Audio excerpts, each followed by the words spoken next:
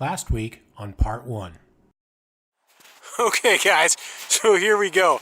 This trail is obviously super closed and hasn't been traveled in a while. I don't have crampons, I don't have snowshoes. Why is it raining this much? It's gonna make the snow soft and soggy and wreck my gear. How tall are road signs usually? 6 feet, 7 feet, 8 feet. I need to get out of here, seriously. Well, this looks pretty different than it did about 6 weeks ago, doesn't it? So anyway, today I can actually drive down to the site of Wellington and see what there is to see.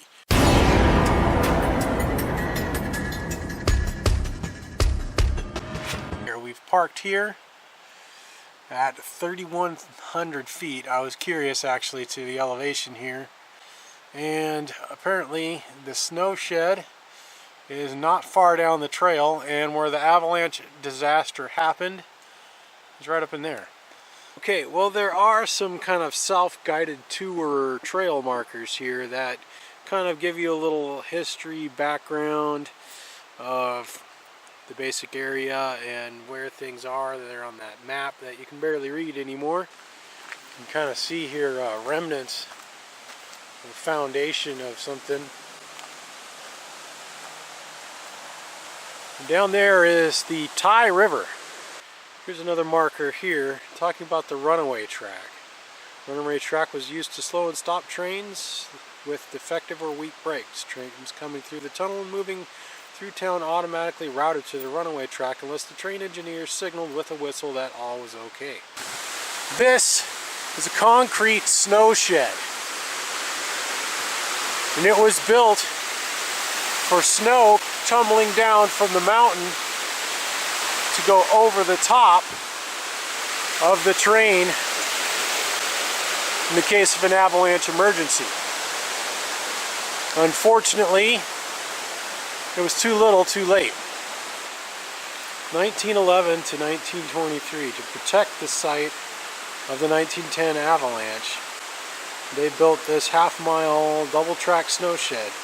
Due to the high cost of construction, this was the only all-crete snow shed in the Great Northern ever built. The entrance to the snow shed marks the approximate eastern extent of the 1910 avalanche. I get kind of this creepy feeling as I'm walking along here, and down towards the end of this tunnel here I keep thinking that I see shadows of people walking, but I'm pretty sure I'm the only person here. Oh, here we go. Here is a lookout point. I wonder if you can look down to the old debris field here. February 28, 1910. A snowstorm had recently hit the area, dropping more than a foot of snow per hour.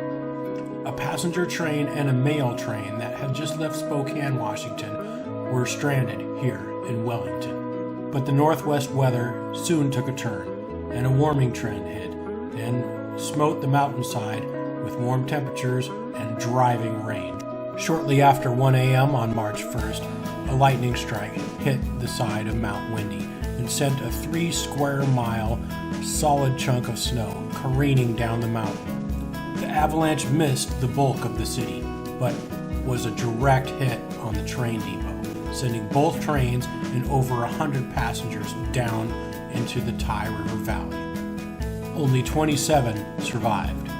A year later, construction was begun on the concrete snow sheds at tremendous expense. But the town of Wellington couldn't escape its bad luck and its bad reputation. The town was quietly renamed Ty after the river that flowed nearby. But after constant avalanches, fires, and other bad luck, the town was finally abandoned and a tunnel was built nearby under the mountain. Wellington was burned to the ground and totally abandoned, leaving only the echoes and memories of those who lost their lives here. This is kind of cool. Kind of a bit of a waterfall coming over the edge of the concrete barrier there.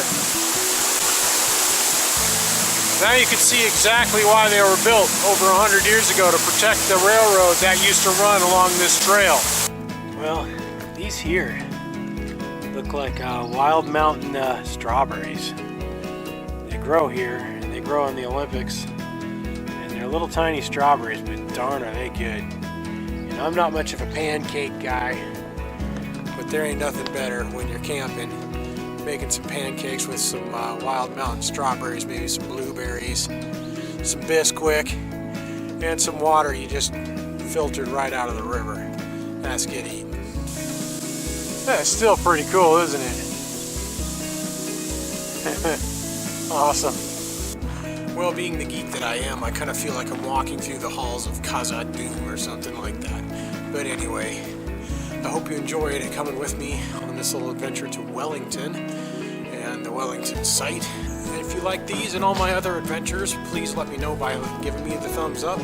Leave a comment, especially if you're local. I love hearing your ideas of where to check out as well. And of course, thank you all so much for watching. Feel free to subscribe to the channel if you haven't already. And watch out for my tech checks, which are technology discussions and reviews, mostly having to do with drones and drone accessories. I've got those coming all the time. And of course, have yourself a wonderful afternoon. We'll see you all soon.